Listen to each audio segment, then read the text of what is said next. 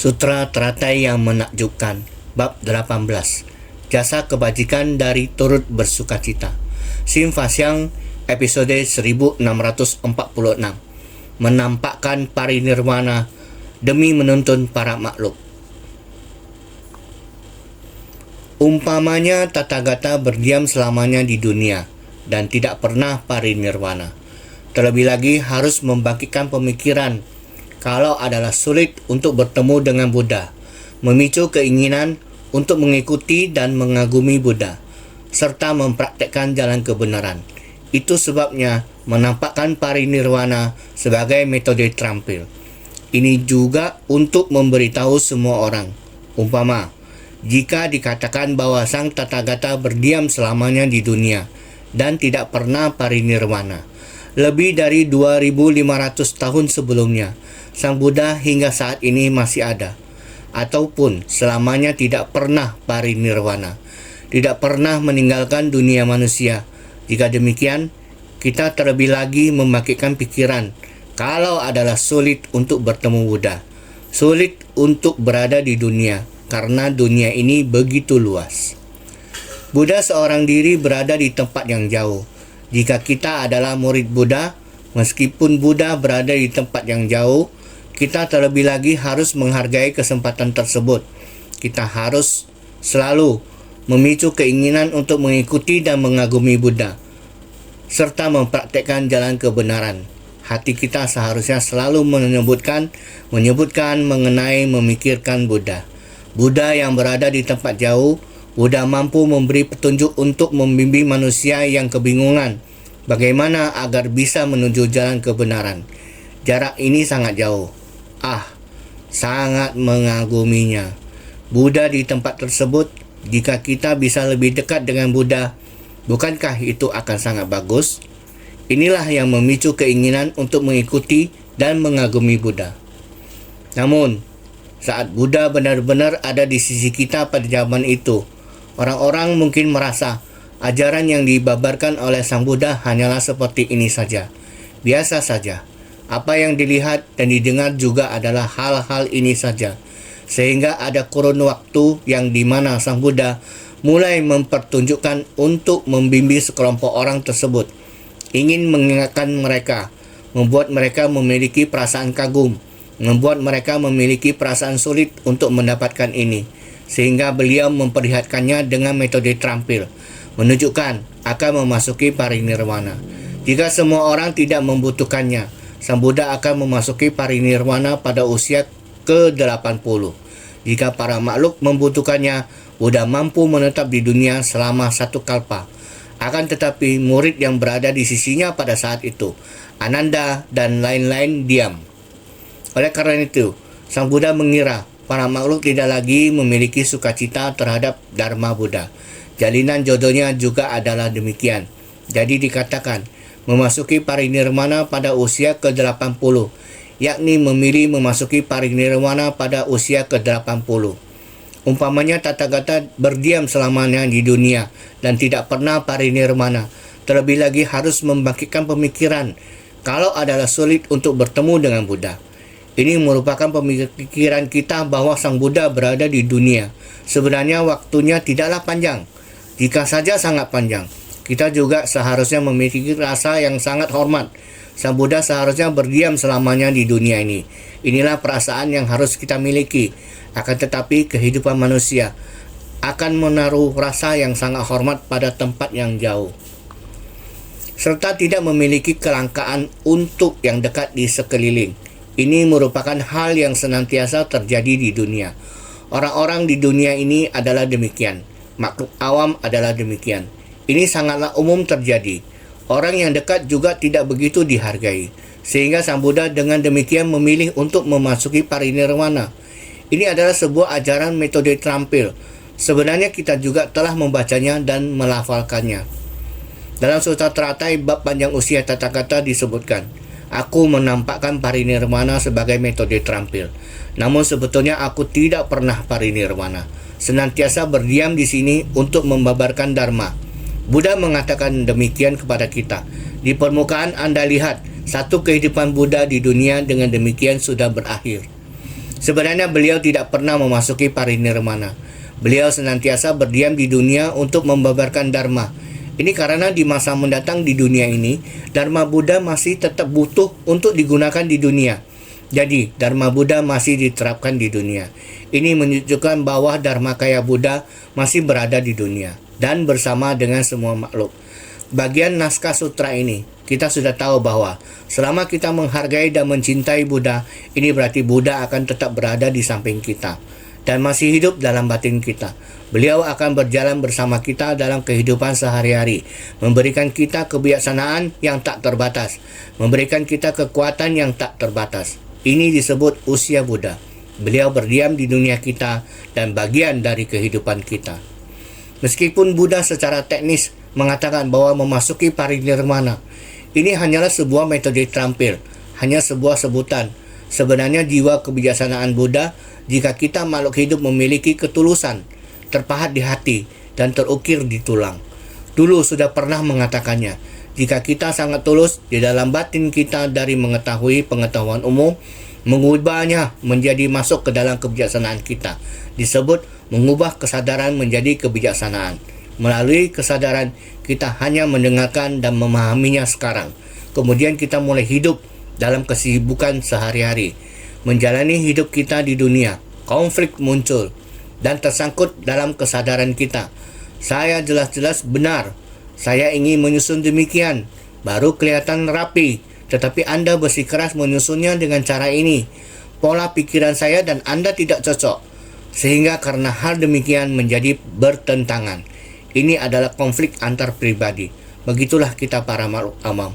Meskipun kita baru saja mendengar Dharma di pagi hari, merasa bersyukur bahwa ada bertambah satu orang untuk membantu kita melakukan ini, meringankan kekuatan kita dalam bersumbangsi. Kita bekerja keras, dan ketika seseorang berbagi beban ini dengan kita, sangat bersyukur. Jika kita melihat sesuatu dengan pola pikir seperti ini disebut mengubah kesadaran menjadi kebijaksanaan. Dan jika kita memiliki kebijaksanaan, mengintegrasikan ajaran Buddha, dia melakukannya dengan sangat sempurna dan selaras masing-masing. Saya harus bagaimana untuk mendengarkan Dharma? Saat kita mendengarkan Dharma, saya bersungguh hati memahami Dharma Buddha, memahaminya secara mendalam. Setelah mendengarkannya, saya lalu mengajarkan Dharma yang telah didengarkan kepada orang lain. Waktu memberitahukannya kepada orang lain, masih ada orang lain yang juga sedang mengajarkan Dharma. Yang diajarkan orang lain juga Dharmanya sangat bagus, ataupun mengajarkan Dharma kendaraan agung, yang bahkan lebih bermanfaat bagi makhluk hidup daripada yang saya ajarkan. Saya seharusnya segera memanggil orang untuk mendengarkan, segera pergi mendengarkannya. Ini adalah kesempatan yang sangat langka, jadi harus segera mendengarkannya. Yang semacam ini mendorong orang lain untuk mendengarkan Dharma. Ataupun sudah banyak orang yang telah datang untuk mendengarkan. Meskipun kita sendiri sudah mengetahui, kita juga harus turut bersukacita untuk mendengarkannya. Dengar, duduk di sana dan mendengar. Ketika ada orang yang masuk, ada orang baru yang datang, kita harus menjaga batin kita dengan baik. Berharap setelah dia mendengarkan, batinnya akan tenang. Kita segera bangkit dan menawarkan tempat duduk. Diberikan kepada orang yang baru datang mendengarkan Dharma ini. Kita menyapa mereka, silakan duduk, mari kita dengar dengan tenang. Ada guru Dharma yang sedang mengajarkan sutra. Tidak apa-apa jika saya berdiri di belakang sambil mendengar. Jika ada lagi orang yang datang, kita harus bergegas menyapa mereka lagi. Mentalitas yang demikian sangat alami. Kita sendiri membina Dharma dan menyebarkan Dharma. Mendengar orang lain mengajarkan Dharma, kita juga timbul sukacita dalam Dharma. Kita juga membantu orang-orang mendengarkan Dharma dengan hati yang tenang. Ketika kita melihat orang lain ragu-ragu untuk masuk, kita harus bergegas menyapa mereka. Dengan menyapa, dengan sendirinya mereka akan masuk untuk memperkuat batin mereka untuk mendengarkan Dharma. Demikian turut bersukacita pada jasa kebajikan. Ini memerlukan pengetahuan dan kebijaksanaan kita. Kebijaksanaan adalah tidak terhingga. Kebijaksanaan bisa terus mendatangkan satu persatu hal baik. Harus terus mendatangkan hal yang benar, membangkitkan potensi baiknya. Lalu bagaimana dengan pengetahuan kita? Ketika kita berpikir suatu hal dan ingin melakukannya tetapi kurang sempurna, hanya memikirkan satu hal dan tidak memikirkan yang lain. Ketika orang lain membantu kita, kita saling memperkirakan dengan mereka. Ini disebut pengetahuan makhluk awam. Dibanding dengan menyerap dharma ke dalam batin setelah mendengarnya, kesempurnaan yang ditimbulkan darinya dapat memberi manfaat kepada jumlah orang yang tidak terhingga. Untuk bertemu dengan Buddha Dharma, tentu saja ini berbeda. Maka kita perlu merubah kesadaran menjadi kebijaksanaan. Telah memberitahu Anda sekalian, manusia di dunia tidak begitu senang dengan Dharma, tidak paham untuk memohon Dharma untuk tetap tinggal selamanya. Dengan demikian, Sang Buddha harus menggunakan kebijaksanaannya dengan metode terampil untuk menunjukkan dan mencapai nirvana. Telah lanjut usia, rambut pun sudah putih, wajah pun sudah berkerut, gigi pun telah ompong. Penglihatan juga tidak bagus lagi. Kemampuan tubuh telah sangat berkurang, akan segera memasuki parinirwana. Lebih kurang akan segera parinirwana. Dengan cara demikian memberitahu semua orang, aturan di dunia adalah demikian. Sang Buddha melebihi aturan tersebut. Meskipun beliau juga mengikuti aturan, dapat tua dan sakit, akan tetapi kebijaksanaan Sang Buddha sendiri abadi. Dengan alam semesta berpadu menjadi satu, mana ada muncul dan lenyap. Tidak muncul dan lenyap. Sifat hakiki dari alam semesta kita tidak ada muncul dan lenyap. Hari kemarin adalah demikian. Waktu pada hari ini juga sama. Baik badai maupun hujan, waktu juga sama berlalu. Waktu adalah sama. Manusia juga sama. Kelahiran dan kematian pada dasarnya abadi. Kita membagi antara kelahiran dan kematian pada saat kita akan mulai membabarkan sutra. Di waktu awal tersebut kita juga banyak membicarakan samsara fragmentaris dan samsara perubahan. Makhluk awam, kita berada di dalam pembagian antara kelahiran dan kematian, panjang dan pendek, karena mengikuti ketidakkekalan. Panjang maupun pendek tidak diketahui. Saat ketidakkekalan tiba, belum tentu hingga masa tua. Kita harus menghargai kehidupan, melakukan dengan sebaiknya di dalam kehidupan, agar kita merasa bebas. Harus bagaimana menentukan arah? Tubuh kita dapat membuat kita bekerja. Jika hati kita melenceng, dimulai dari usia muda, sudah berjalan di jalan yang menyimpang. Ketika ketidakkekalan datang, bahkan jalan yang benar pun belum pernah dijalani. Juga belum pernah bersentuhan dengan prinsip kebenaran. Demikian sudah meninggal dunia. Kesadaran apapun tidak dibawa, tetapi masih saja membawa tabiat. Setelah pergi, kemudian kembali lagi di kehidupannya. Sungguh penderitaan yang tak tertahankan. Penderitaan dari akumulasi, mengakumulasi, reinkarnasi, segmentasi, kegelapan batin, konflik antar sesama, kemudian benih dan jalinan jodohnya terbawa kembali. Selapis demi selapis. Selalu saja tidak terlahir dengan jalinan jodoh untuk mendengar dharma. Tidak ada. Sehingga selalu berada pada penderitaan di kelahiran dan kematian. Ketika kita mendengar cerita dari relawan luar negeri yang datang, sangat banyak negara memiliki kondisi kehidupan yang tidak sama. Sangat banyak orang yang miskin dan menderita. Seperti biasa, para relawan suci memiliki misi yang sama, bergabung menjadi bodhisattva dunia. Di segala tempat bertugas mengembang menjadi bodhisattva. Bodhisattva muncul dikarenakan ada makhluk yang menderita. Apa yang mereka lihat? Berbagai macam makhluk yang menderita. Mereka dapat bersumbangsi di tengah makhluk yang menderita. Karena ladang perhatian bodhisattva adalah bersumbangsi di tengah makhluk yang menderita, untuk mencabut penderitaan para makhluk. Setelah kembali, mereka masing-masing berbagi cerita. Dunia tidak peduli seberapa luas dunia ini. Dimanapun ada manusia, di situ akan ada penderitaan yang tak tertahankan. Dimanapun ada bodhisattva adalah menolong penderitaan dan kesulitan. Bodhisattva adalah yang memiliki jalinan jodoh dengan Buddha. Tidak tahu dari akumulasi berapa banyak kehidupan sebelumnya, dia telah memiliki sebutir benih bodhisattva ini. Ditabur. Sang Buddha telah menabur benih-benih bodhisattva. Dia di tempat ini, dan tidak peduli dimanapun mereka. Dia akan memiliki sebab dan kondisi ini, dan akan menerima sebab dan kondisi jalan bodhisattva lagi. Dia akan dapat membimbing para makhluk lagi. Setelah dilahirkan kembali, dia juga masih bisa untuk mari kumpulkan sekelompok bodhisattva yang memiliki misi yang sama untuk melakukan hal-hal baik atau kebajikan. Tiap tahun akan bisa membawa orang-orang kembali lagi ke Griya. membawa mereka kembali untuk membangkitkan tekad. Setelah pulang, mulai membawa mereka untuk memasuki tempat yang menderita untuk melihat penderitaan dan menyadari berkah. Membangkitkan tekad mereka untuk masuk menjadi relawan. Setelah itu, memiliki tekad yang sama dan akan menemani mereka kembali lagi untuk pelantikan menjadi komite. Seperti di negara internasional pada tahun 2018. Ada 5-6 negara. Mereka mendampingi orang baru pulang untuk mengikuti kamp kehidupan Qingshi dan memiliki jalinan jodoh ini untuk berbagi dengan master. Berbagi tentang jalinan jodoh, apa yang membawa dia masuk suci. Berbagi tentang apa yang terjadi setelah bertemu dengan suci. Pandangan dan pemahaman dia menjadi berubah. Kehidupan dia penuh kebahagiaan, bersumbangsi dengan sukacita, membangkitkan tekad dan membangun ikrar. Mulai dari sekarang dia akan mulai melakukan kegiatan suci.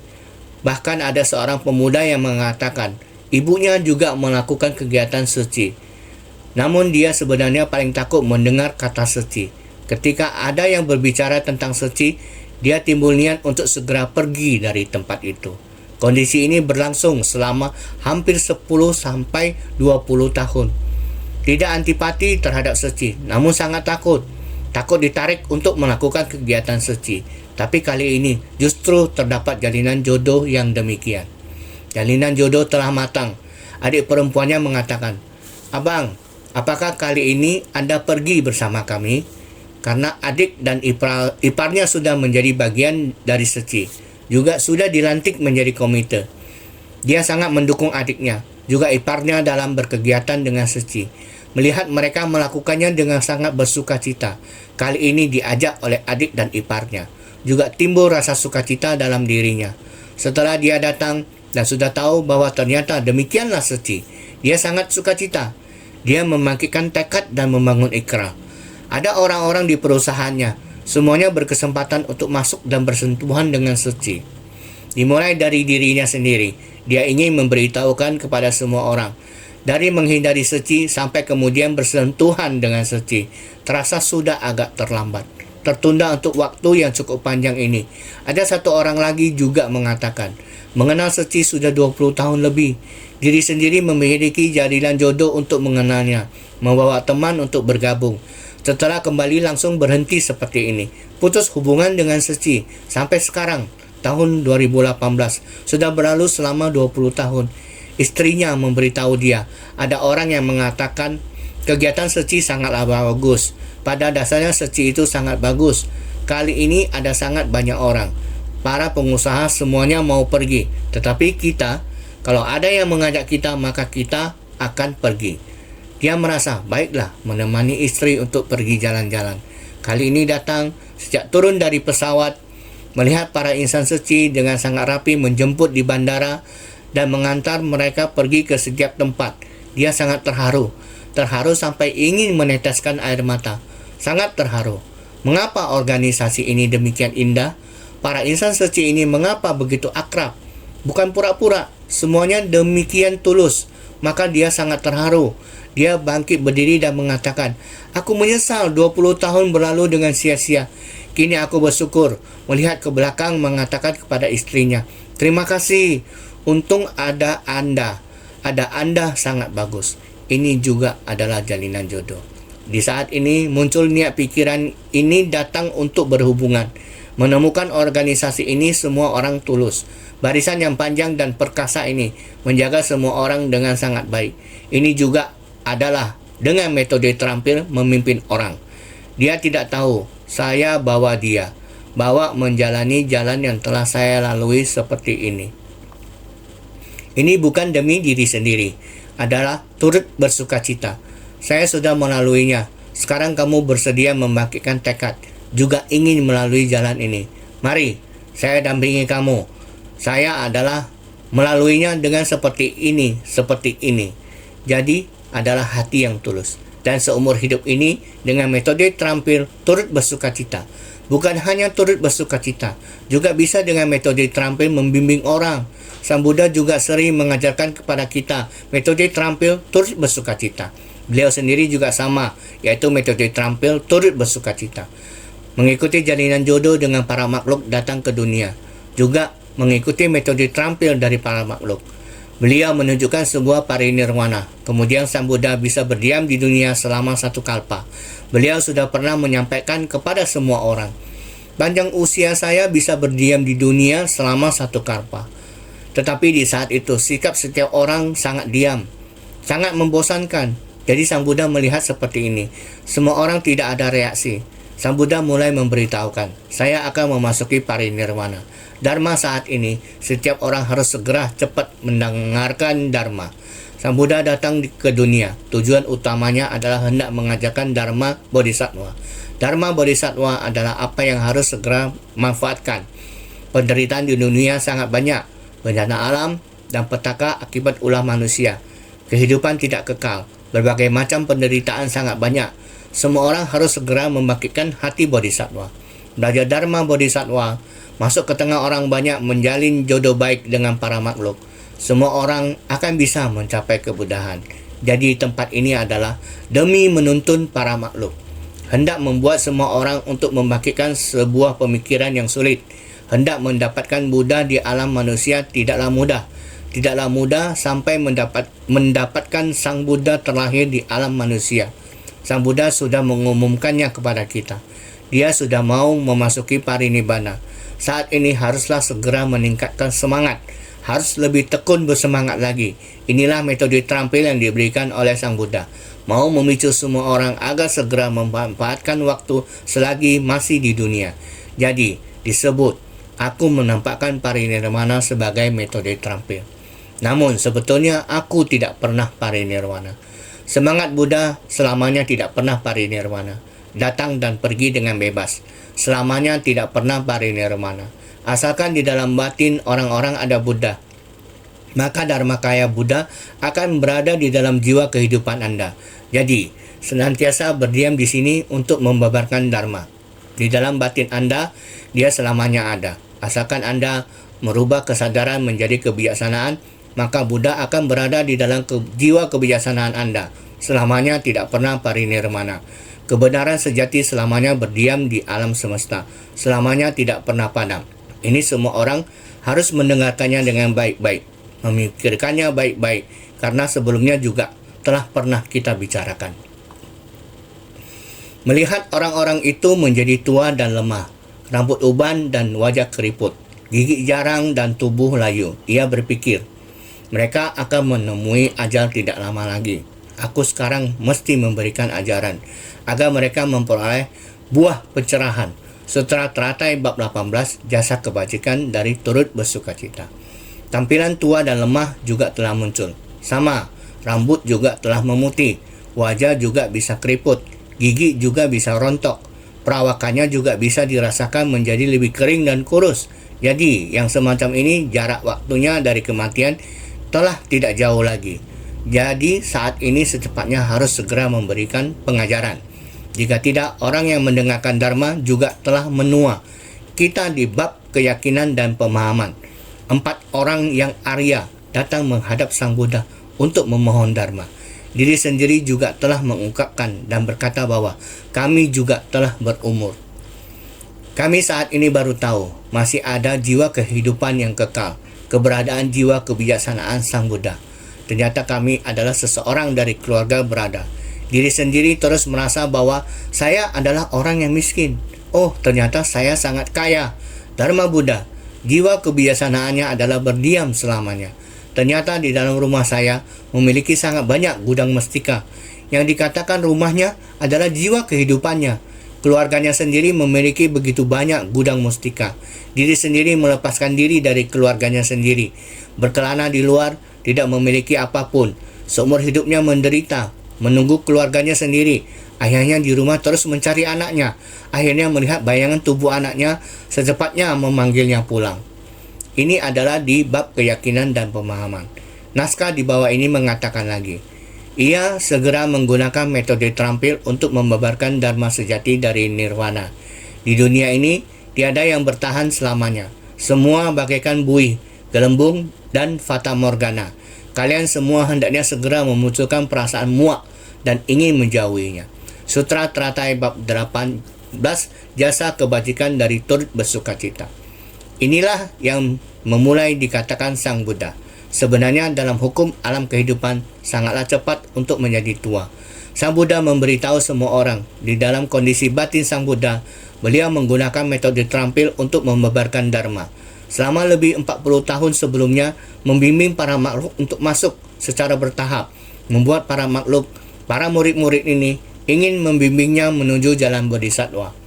Maka menggunakan waktu yang sangat panjang untuk metode terampil. Sekarang ingin memasuki jalan Bodhisattva. Tidak banyak lagi waktu tersisa. Jadi sekarang masih harus memberitahu semua orang, aku akan memasuki parinirwana. Ini juga merupakan bentuk metode terampil. Pertama, mengakhiri satu kehidupan ini. Tapi sebenarnya kehidupan Sang Buddha adalah selamanya. Setelah terlepas dari tubuh metode terampil ini, kembali ke parinirwana. Itu adalah selamanya atau abadi. Parinirwana dikenal sebagai Maha Parinirwana. Telah tidak ada lagi perpindahan rupa semacam ini di dunia. Tidak ada lagi. Ia segera menggunakan metode terampil untuk membabarkan Dharma sejati dari nirwana. Segera setelah itu menerapkan metode terampil untuk membabarkan kepada orang-orang, guna melenyapkan kegelapan batin, delusi bagaikan butiran debu pasir dan nota batin bagi mereka untuk selamanya, sehingga dapat memasuki Dharma sejati non-duniawi dari nirwana. Buddha datang ke dunia sama dengan manusia. Beliau juga melalui masa bayi dan masa anak-anak, melalui masa remaja, dewasa, dan tua. Beliau muncul di dunia, mengalami kehidupan seperti manusia pada umumnya. Jadi ini adalah bentuk wujud metode terampil yang ditampilkan di dunia. Wujud metode terampil ini dapat bertahan selama satu kalpa, tetapi semua orang tidak menghargainya dan tidak tersadarkan akan hal ini. Beliau juga mengikuti hukum alam duniawi. Pada usia 80 tahun, Buddha lalu mencapai parinirwana dan kembali ke kehidupan abadi, yaitu Maha Parinirwana, bebas dari siklus tua, sakit, dan mati di dunia manusia. Semua siklus tidak ada lagi, disebut kehidupan abadi, telah tanpa adanya muncul dan lenyap yang disebabkan oleh kerisauan dan ketidaktahuan. Buddha selamanya akan berdiam dalam jiwa kebijaksanaan. Di dalam jiwa kebijaksanaan tidak pernah berubah. Ini disebut pencerahan hakiki. Dengan memasuki parinirwana juga berarti kembali kepada sifat hakiki yang demikian adanya. Adalah selamanya abadi, merupakan jiwa kehidupan yang abadi. Buddha akan kembali lagi dari kehidupan ke kehidupan. Inilah yang disebut Dharma sejati dari nirwana. Benar-benar kembali ke parinirwana. Barulah merupakan kembali ke Dharma sejati yang tidak muncul dan tidak lenyap. Dunia ini ada, muncul, dan lenyap. Setiap hari di dalam tubuh kita selalu bermetabolisme. Kita berubah setiap hari. Bukan setelah lama mengambil foto untuk dilihat dan berkata, wah, saya dulu terlihat seperti ini. Bagaimana saya bisa berubah menjadi seperti ini? Bukan saat ini berubah, adalah setiap hari. Setiap detiknya Anda sedang berubah. Bukan saat ini saja baru yang berubah. Semua orang dalam hidupnya di dunia tidak terlepas dari perubahan yang tiada hentinya. Jadi kita semua berada di dalam agregat dari dorongan atau perubahan. Kita ingin agar benar-benar bisa terbebaskan. Maka itu ada 5 agregat, semuanya harus kosong.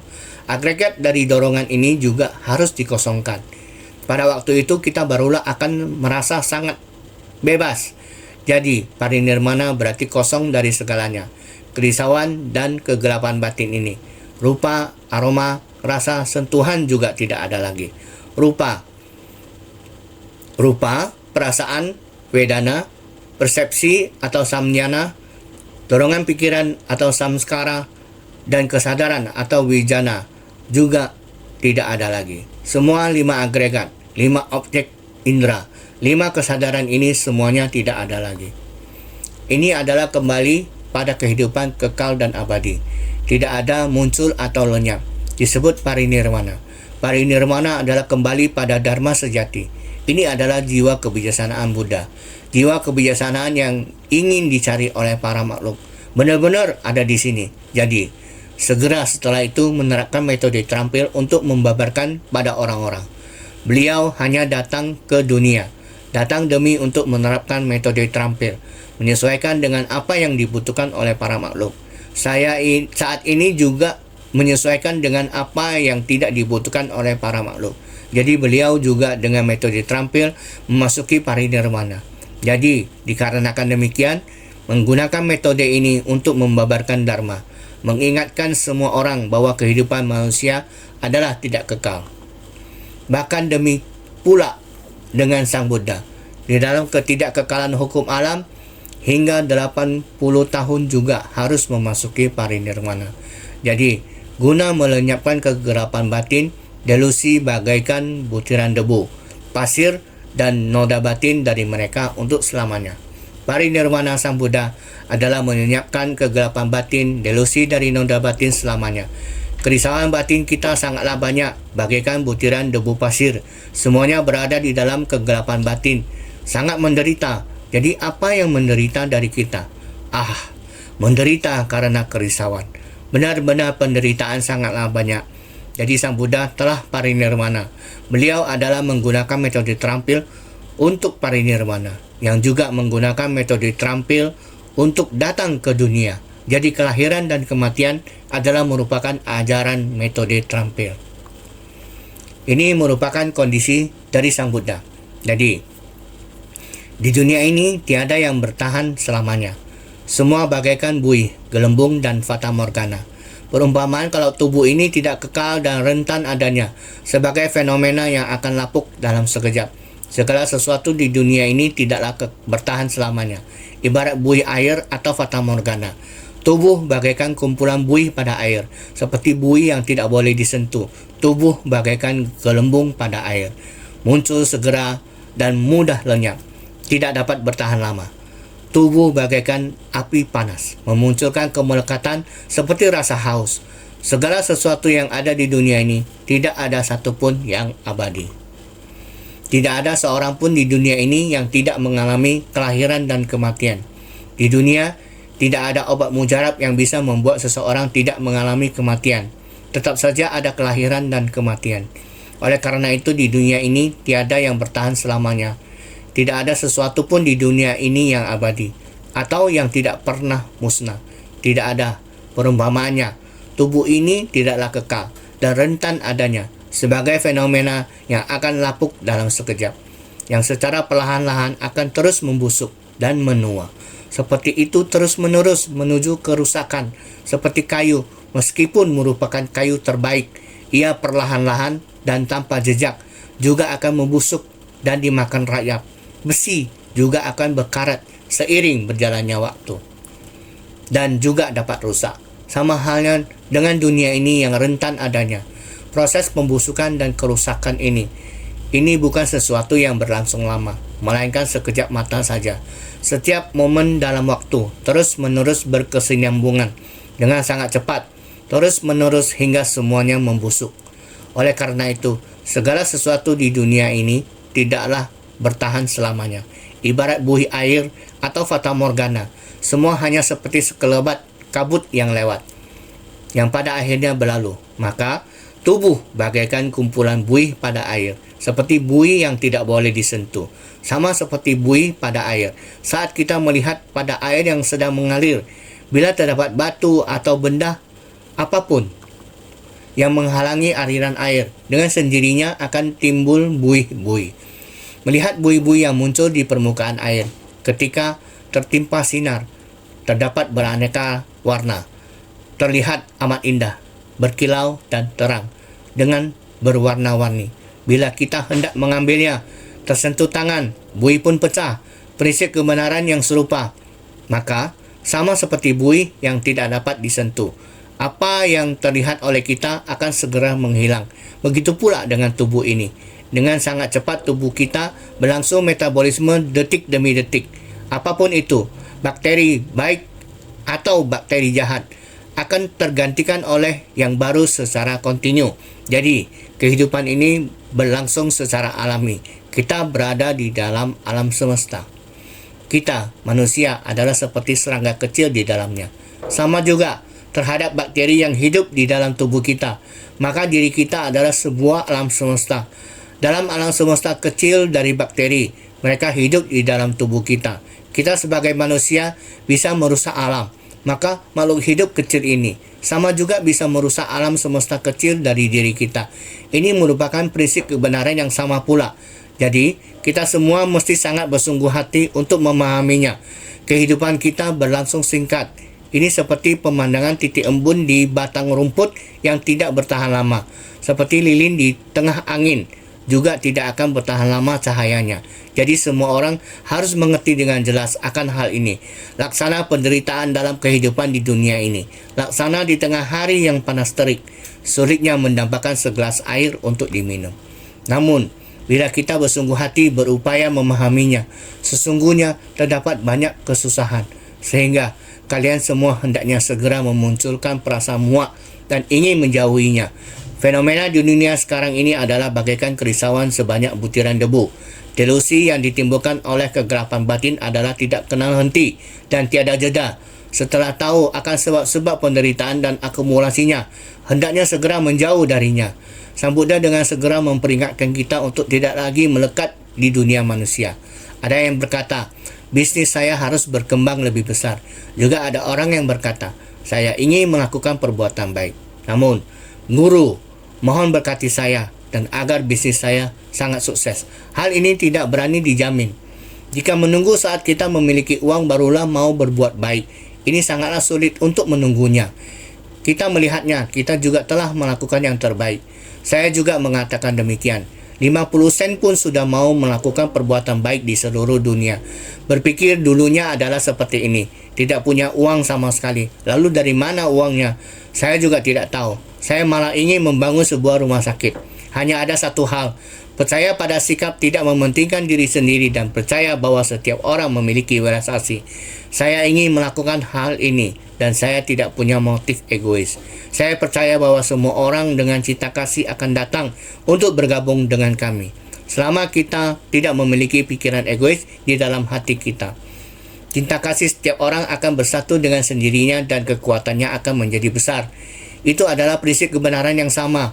Oleh karena itu kita di dunia bukanlah untuk menjalani hidup yang membingungkan, seolah mabuk dan bermimpi.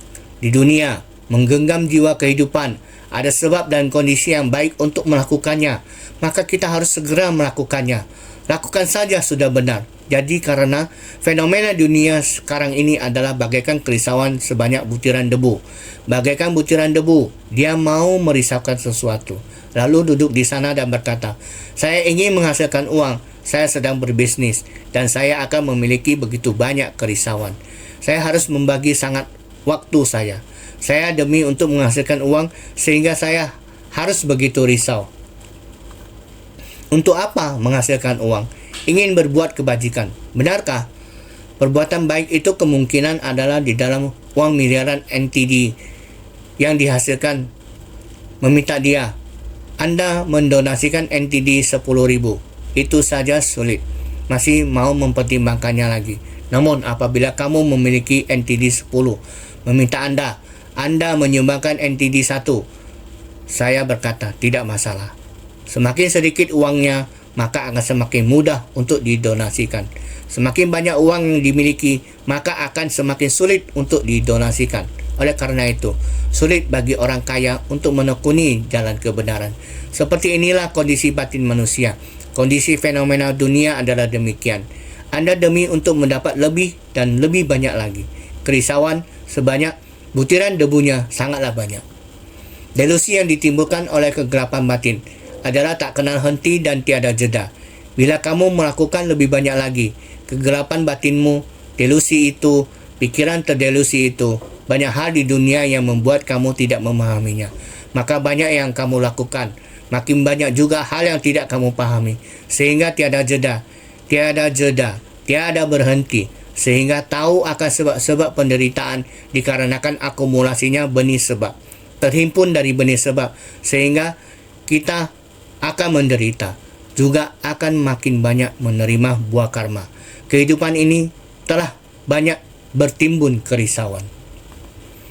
Masa kehidupan mendatang akan lebih banyak lagi kerisauan. Juga akan kehilangan jalinan jodoh baik. Tiada jalinan jodoh baik, jalinan jodoh penderitaan kembali lagi memelintir. Makanya dikatakan di dunia ini, tidak heran perubahan iklim ekstrim. Bencana manusia terus berlangsung. Ini dikarenakan pada kehidupan lampau menciptakan benih jahat ini. Jalinan jodoh buruk datang ke kehidupan sekarang, bukan karena bencana alam, tetapi karena bencana manusia. Menerima penderitaan tak terhingga. Saudara sekalian, kalian benar-benar harus menggenggam dunia ini, senantiasa bersungguh hati.